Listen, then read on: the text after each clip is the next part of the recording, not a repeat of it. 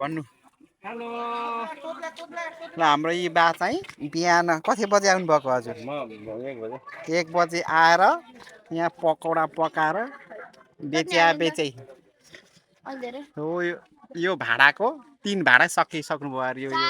4 भाडा सकिसक्नु भयो राइस कुकरको ठुलो भाडाको यो भाडाको 4 भाडा सकिसक्नु भयो अरे पकौडा पकाएर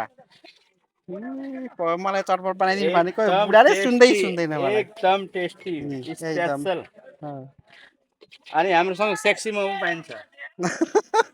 सेक्सी मोमो